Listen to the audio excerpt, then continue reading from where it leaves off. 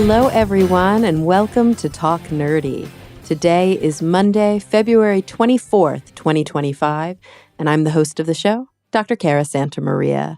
And as always, before we dive into this week's episode, I want to thank those of you who make Talk Nerdy possible. Remember, Talk Nerdy is and will always be 100% free to download as long as I have the bandwidth to keep making this show. And the way that we offset those costs is through the Patreon platform. It's listeners just like you who are able to chip in any amount per episode so that listeners who can't afford to pay for the show don't have to. This week's top patrons include Anu Bharavaj, Daniel Lang, David J.E. Smith, Mary Neva, Brian Holden, David Compton, Gabrielle F. Jaramillo, Joe Wilkinson, Joseph Lamore, Pasquale Gelati, Rika Maharaj, and Ulrika Hagman. Thank you all so very much. All right, let's get into it. This week, I had the opportunity to chat with Dr. Oliver Haimson. He's an assistant professor at the University of Michigan School of Information, where he directs the Community Research on Identity and Technology, or CRIT Lab. He's also affiliate faculty with the Digital Studies Institute and a senior fellow at the Center for Applied Transgender Studies, or CATS. He has a new book out called Trans Technologies. So without any further ado, here he is, Dr. Oliver L. Haimson. Well, Oliver, thank you so much for joining me today. Thank you for having me. It's really great to get to talk with you today. I am excited to talk about your new book, Trans Technologies. And I have to ask first, right at the top, is this the only book about this? Are you the one? Or is this an area that we're starting to see more writing kind of focusing in? I think there's only one book that I know of that is really focused in this area, and that would be the book by Avery Dane Griff that came out. And it's really about histories of trans technology and trans people on the internet.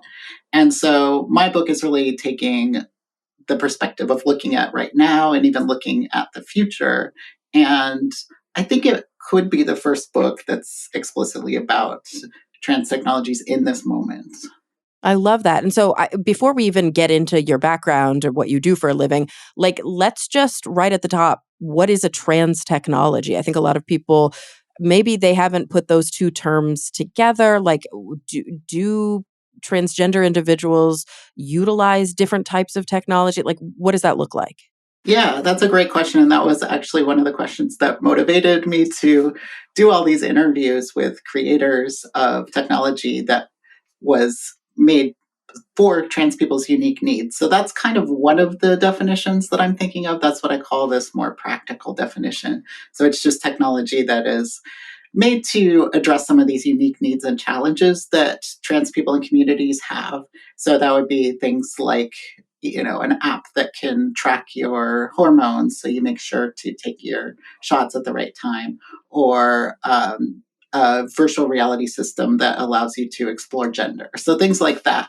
And then there is also a more theoretical definition that I have come up with through all these conversations I've had with creators of technology. And that is about more of the trans aspect of technology. So what I mean by that is transness is all about change and transition. And I think that can also be applied to technology. So it's really thinking about technology in new ways, or thinking about how we can create new worlds through technology. Oh, I love that. So sort of recontextualizing what we thought we knew, or even, I don't know, when I think about I hate putting it on a continuum, but when I think about trans versus, I hate saying versus, but we'll say trans and cis identities, this idea of self and other, and what has been normative and what has been othered, and how do we recontextualize to be more inclusive or to change our perspective so that this in-group, out-group status is not A, so pernicious, but B, so static. We probably don't do that enough with technology. Exactly. And I think that's a really nice way to think about it, because we have all these mainstream technologies that are either explicitly or just happen to be designed for what they're considering an average user. And, none of us are really average. We all have unique aspects and unique needs and challenges. And because trans people tend to have these unique challenges that are not often met by mainstream technologies, that's what pushes people to create their own technologies. And that's what I'm really fascinated by, is people who are, let's say using a mainstream social media platform and realizing that they're facing a lot of hate speech, a lot of harassment, things like that, and there aren't really great tools to combat that. Well, they could stay on that platform and hope it's going to get better, or they could find a community of other trans people who face similar things or have similar ways of thinking about how content moderation should work, and then create their own community elsewhere. Yeah. Or even in the same place sometimes, right? But in an insulated way, or using the right search terms or tags, or I guess there's no right way to sort of adapt to technology and to make it work for you. Yeah, exactly. So I'm curious about your sort of relationship to your content, to your research, but both personally and professionally, because it's sort of I'm making a little chi-square in my head with you. So it's like you've got your personal life, you've got your professional life, and then you've got these two really interesting topics, and they're crossing over in an important way, and that is technology and also transgender individuals, transgender community. So, what is that relationship for you? What is your personal, what's your professional, and what is the relationship between sort of those two worlds? Yeah, I mean, I think I first got into this research area just because of my own experience with gender transition. And at the time, I was using social media a lot and really just fascinated by the ways that people were using social media when they were transitioning and thinking about how to disclose, what audiences to disclose. Like that all becomes so much more complicated on social media. And so I was researching specifically trans experiences on social media for a long time. And then I started to realize that there are so many trans technologies beyond just social media. And the world is just so much bigger than that. There's so many things that I would have never thought of myself that people are creating and using. And so I just got fascinated by that. And I think it helps studying this from an in-group perspective. I mean, because I can take an ethnographic approach, and instead of just looking at an app or any kind of technological system, I can actually try and use it and see what I think about it. And so that's been, I think, really helpful to share an identity with the people that I am studying. But at the same time, I'm very different from a lot of the people that I talk to in my research. Part of it is because I started transitioning in around 2010, which is, kind of a long time ago now. I'm also a lot older. I'm a lot, more financially privileged in a lot of ways. And so it's an interesting case to study a group that you're a part of in one way, but then each person has so many unique identities that I am actually quite different from a lot of the people that I study. So I try to keep all of that in mind and really think about that positionality as I'm doing this research. I think that's so fundamentally important. It might be one of the most important things that we say in this hour is this idea that, we operate very often culturally and, this is the first of many times I'm going to roll my eyes when I say this, but there's not a better time to be kind of bringing this out into the light. But we operate culturally very often along these in group versus out group distinctions, along these lines of what is normative and what is other. And yet, they're constructs because even though we can say, well, because of this specific demographic feature, trans individuals are in this group over here, we are intersectional and there is more difference within a group very often than there is between groups. Right, exactly. And I mean, that kind of leads really well into one of the main arguments in the book, which is exactly about intersectionality. Because one thing I started to realize as I was doing this research is that a lot of these people who are creating trans technologies tend to be quite privileged in terms of things like race and education and class. And that really matters because the people that are creating technology for the community are in some ways different from the majority of the community, then they're not going to necessarily be creating the things that will help address the community's needs and challenges the most. And so that's what I found is that, people are often just creating based on their own experiences. And I think that's totally normal. I mean, all technology tends to be like that. If you look at startups and people who are creating technology, they're thinking about needs that they come across in their life.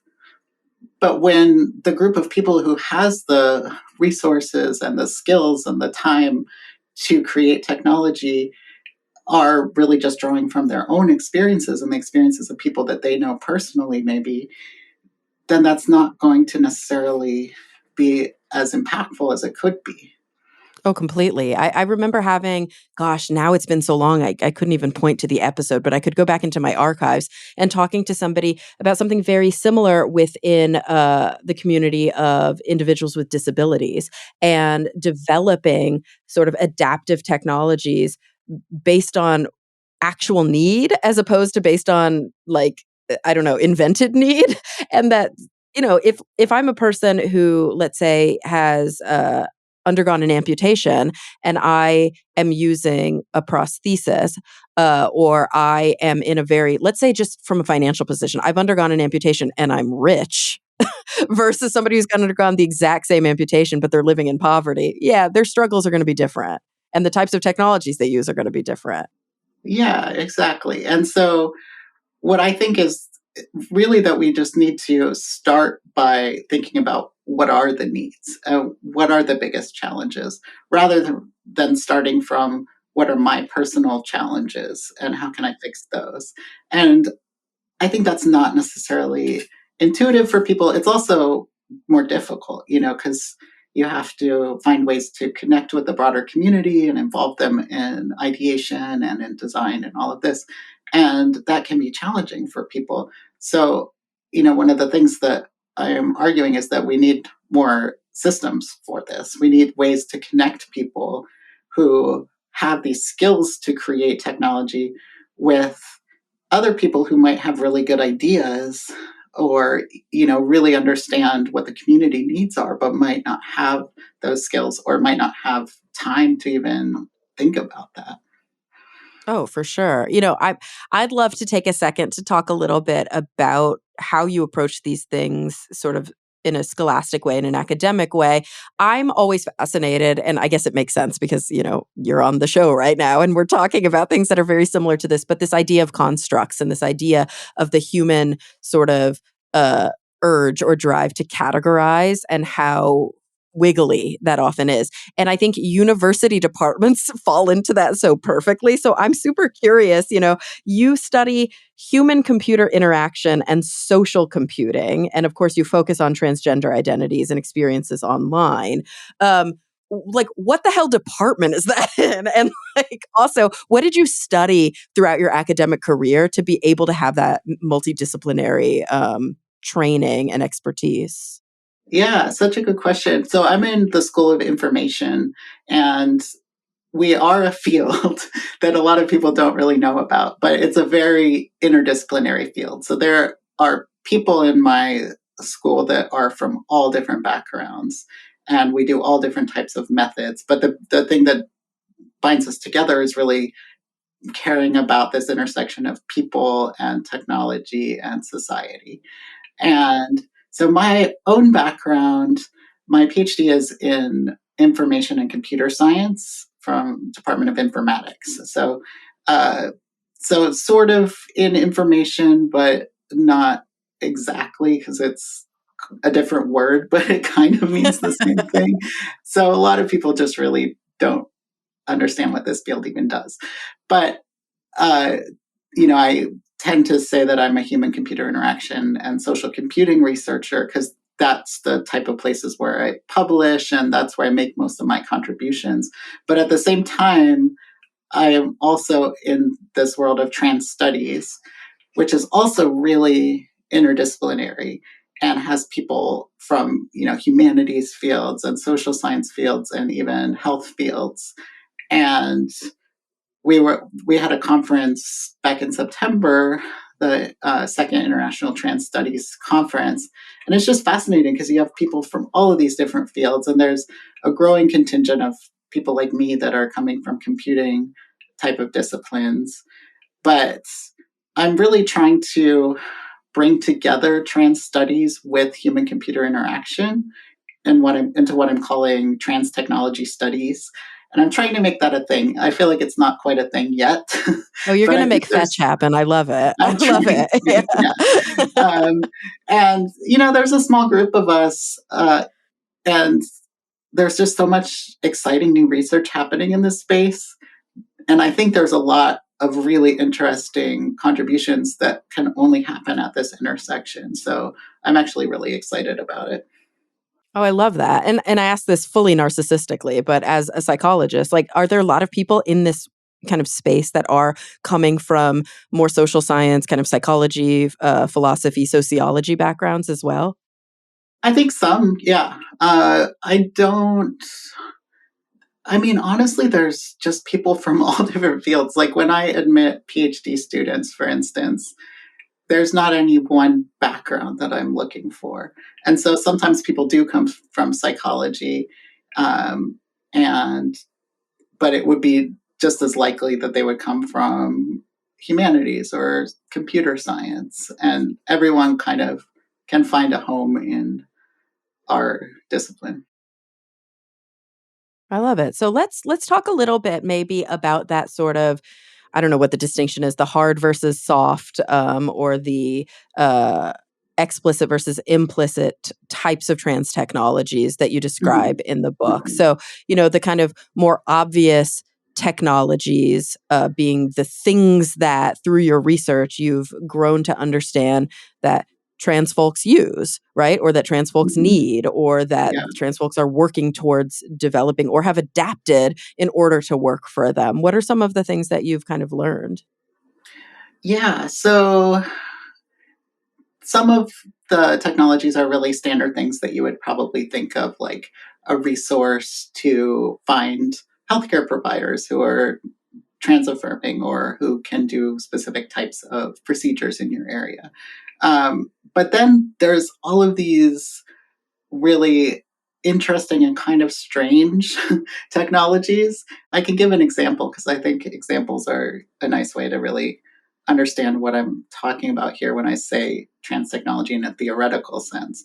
So there was this team creating facial prosthetics that could, if you put this on your face, you could basically have two different Apple IDs. So, when you unlock an iPhone, for instance, it looks at your face and it logs you in. And if you wanted to have two different identities on your iPhone, that would be really hard because you only have one face. And so this team was creating these facial prosthetics that you could basically put on so you could have multiple identities on your iPhone.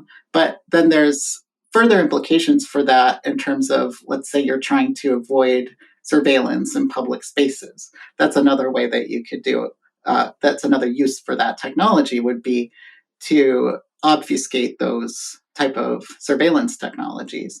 So I thought that was really interesting because it's not specifically like we are creating this for trans people, but the fact that trans people often have periods of their life when they have multiple identities, when they're trying to uh, transition from one identity to another, and their face might be changing in certain ways that are difficult for technological systems to understand.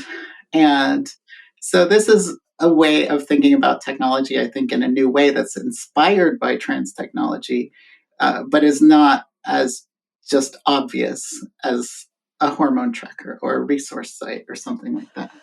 Yeah, and I think it also does kind of, again, go back to speaking to the intersectionality of it all that, I think about, for example, I don't know, the most obvious example is just because I was recently watching a movie where the actors were British and they were very mumbly. And I was like, thank goodness for closed captioning, I know, I like have to have captioning I on all have the to. time. I'm a millennial. I can't help it. And that's the thing, right? Like, I'm not deaf and I'm not hard of hearing, but they help me. It's a technology that is there as an adaptive technology that helps a lot more than maybe the initial group that it was developed for. And that's just really, really helpful. And I can imagine that that's the case over and over again as you learn about these new kind of technological spaces. Yeah, I mean, absolutely. Because if you think about the ways that trans people use technology and face all these barriers in mainstream technologies, those are barriers that are going to be in place for other people as well for various reasons. Maybe there are other people who are going through life transitions that involve things like name changes or your network changes a whole lot. And most technologies are not really built for people's lives to change or people's identities to change a lot over time. And I think that that's a reason why it's so important to study trans people in one sense so that we can help improve trans people's lives. But just in general, technology really needs to change to be able to adapt to people who are changing because that's just such an important part of life. Nobody's going to stay the same over time. Oh, absolutely. And I think it also it helps support individuals at, I guess, formative times in their lives. Like when we think about what it means to try on different identities, to try and understand who we are and how we relate to the world, this is something that is deeply explored in adolescence, right? And who are some of the biggest consumers of technology are adolescent users, people for whom the identity development is still deeply in flux. And, we're learning how we want to be, who we want to be, what feels the most authentic to us. We're trying on different friend groups, different types of music, different, just different identities. And ultimately, maybe something will be a little bit more consistent, or like you said, maybe not. But that's a group that I think is also very sensitive and very, shall I say, vulnerable within the Yeah. technological space. Yeah, absolutely. And I think you see new emerging technologies really trying to fill that space of allowing people more identity exploration. So if you think about face filters, for instance, those are, I think, a really unique way for people, but I think a lot of young people, especially, to explore who they are, who they want to be.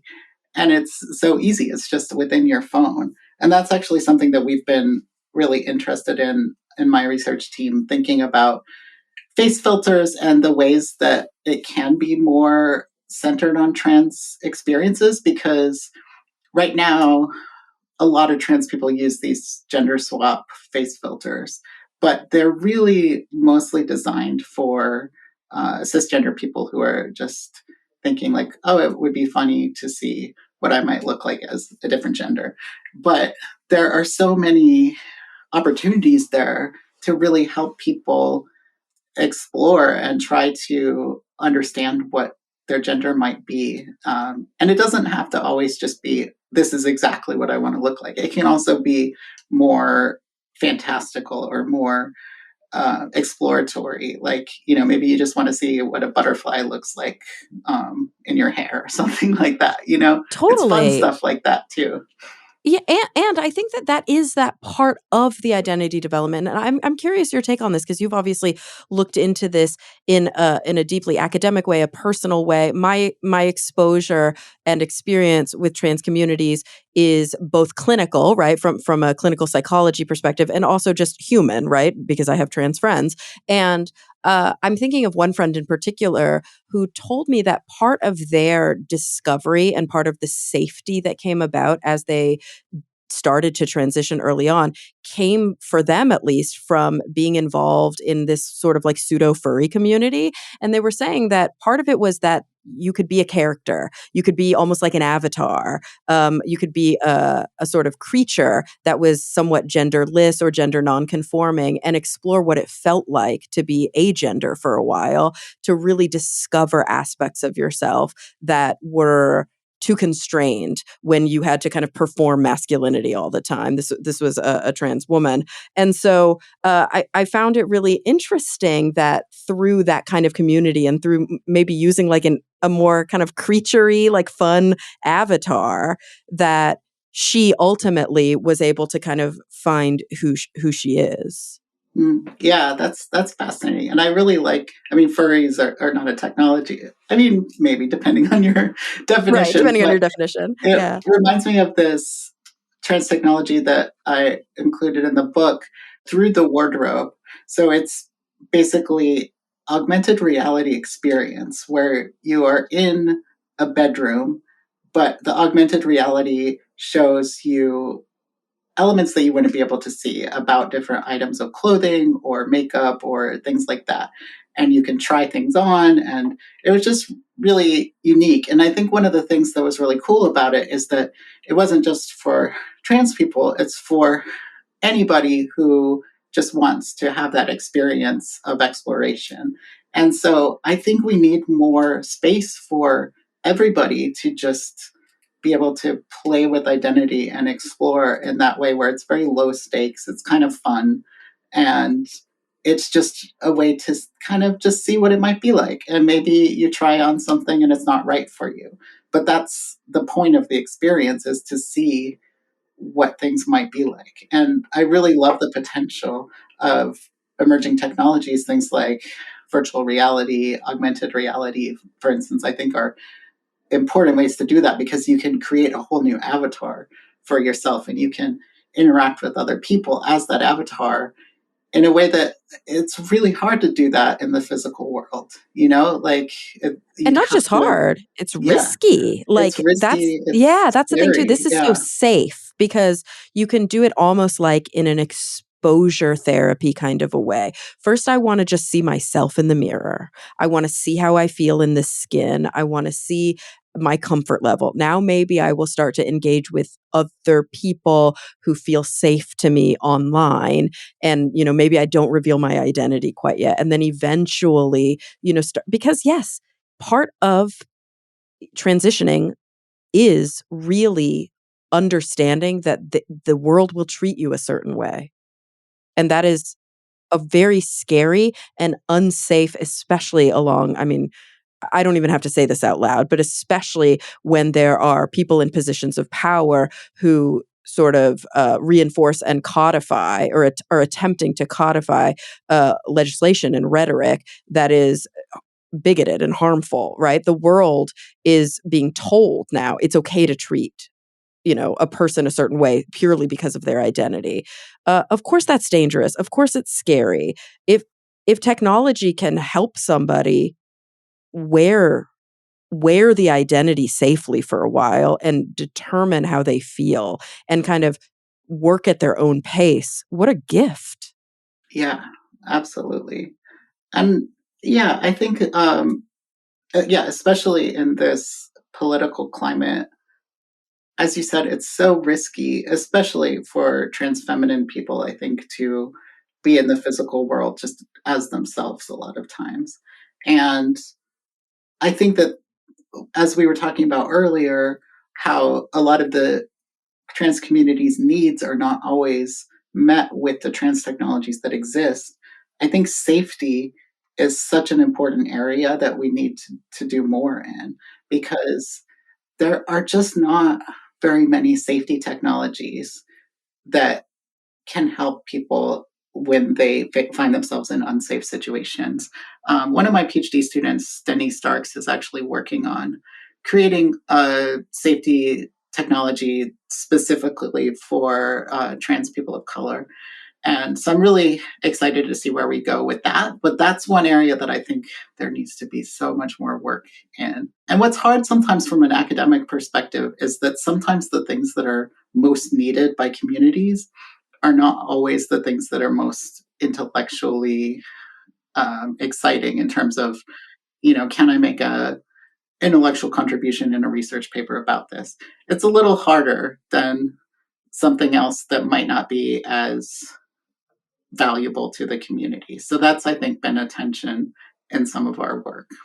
I can only imagine that very often the things that are the most needed, the solutions to some of the most intractable problems are not a question of ingenuity, but a question of political will or kindness, or Yeah. just like, Yeah. yeah, like the zeitgeist changing. And that can be really, really tough, right? I wish we could just invent a new thing and solve a deep social justice problem. Yeah. But very often it's not because we're lacking the technology, it's because we're lacking the political will. Yeah. Or the resources, or, and I don't want to make it sound like I think technology solves every problem. That's clearly not the case. And there's so many systemic issues that we really just need society to change. Like we need people to be less racist. We need people to be less transphobic. And technology is not going to solve that problem. And so the way I think about it is not as a solution, but more of as something that can help. And since myself and my students, we are in a position where we can help. And so we are really trying to think about, the book was trying to understand all of the things that are out there, but we also have an arm of our research that is working with communities, doing participatory design methods, and then actually trying to build some of these technologies that we think can make an impact. Oh, I love that. It's interesting because I don't want to kind of gloss over something that you said that maybe we could dig into more, maybe not. This idea that, yes, like society does need to be less racist. It needs to be more anti racist, right? It needs to be more feminist. It needs to be less white supremacist. It needs to be, less transphobic. Can technology aid in those initiatives as well? I think there are ways that it can, and I think honestly, this would probably draw a lot from psychology in terms of understanding what types of interventions would really help to enable people to see things differently. And that's such a hard problem. Obviously, in our political climate, it's so polarized, and everyone wants the other side to see things differently. And I think that there are plenty of studies in non-technological settings that can show, ways to maybe slightly impact people's viewpoints, but that seems like such a really hard problem to me. It really does. And I wonder if, and I don't, again, I might be stretching the definition of technology here, but I often think of media as a form of technology. And one of the simplest things, and we're seeing, I think, bigger and bigger pushes and the outcomes kind of speak for themselves, is we have to have representation in media. When somebody has never met somebody who's trans or they don't know it, then it's easy to be afraid of or to hate the thing that you don't know.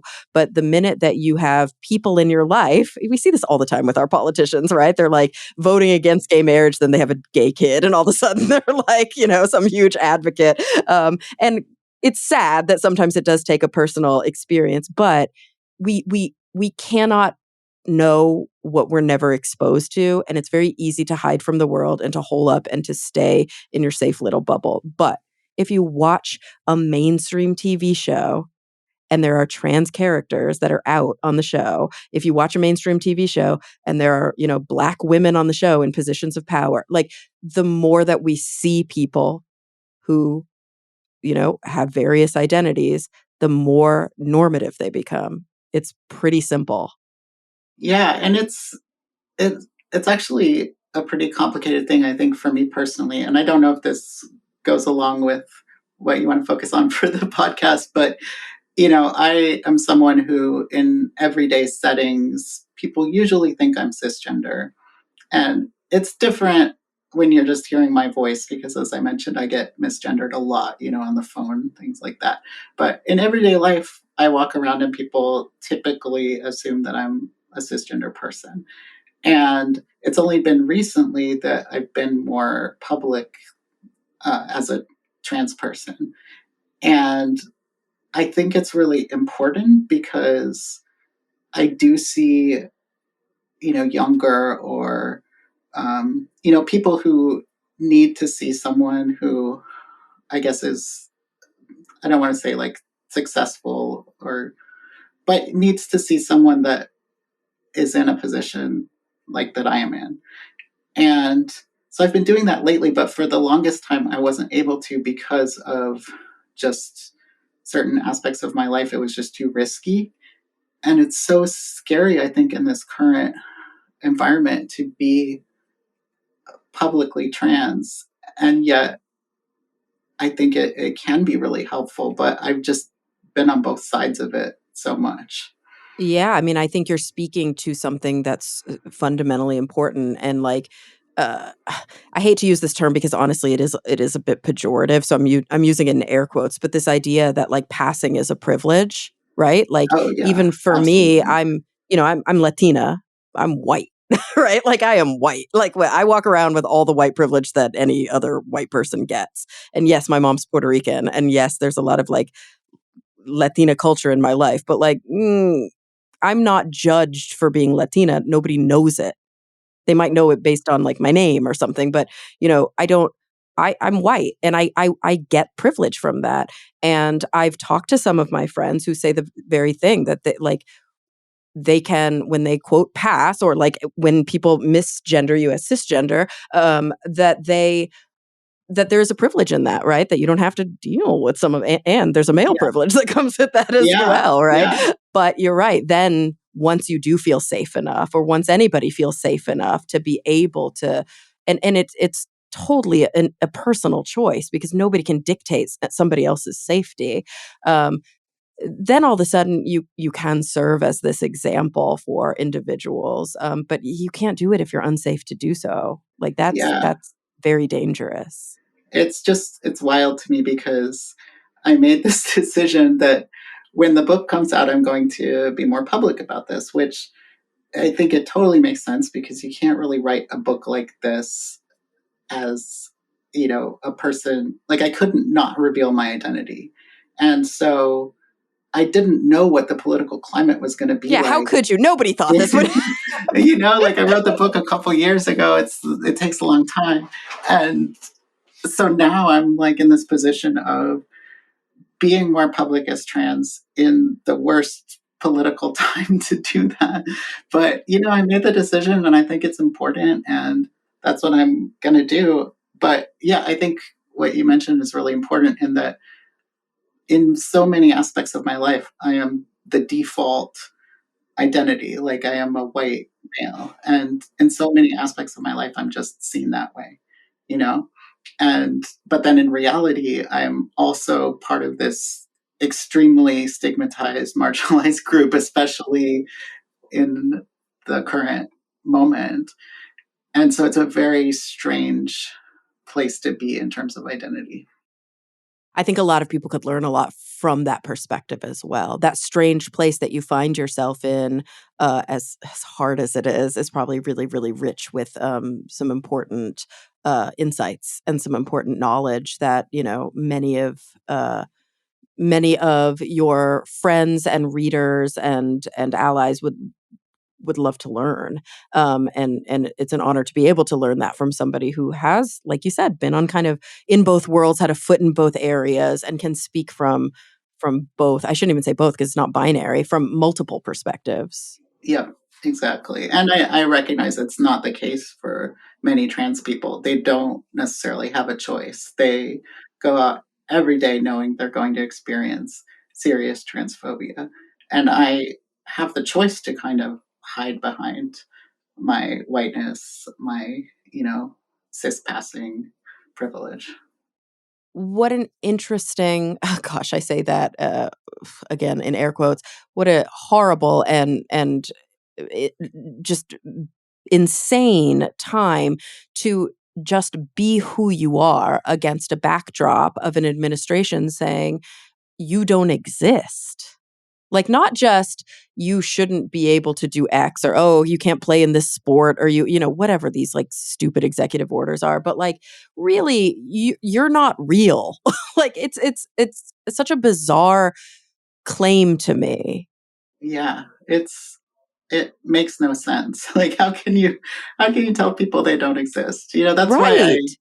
when I heard this executive order, like, yes, it's going to have terrible implications in so many domains, but nobody can actually tell an entire group of people who they are and what their gender is. And that's a tiny part that I take comfort in. Absolutely. Like you can be stamped with some sort of official government, I don't know, a star on your shirt. Like they can say this is who you are and this is what we say, but that does not change your identity. It just doesn't. Yes.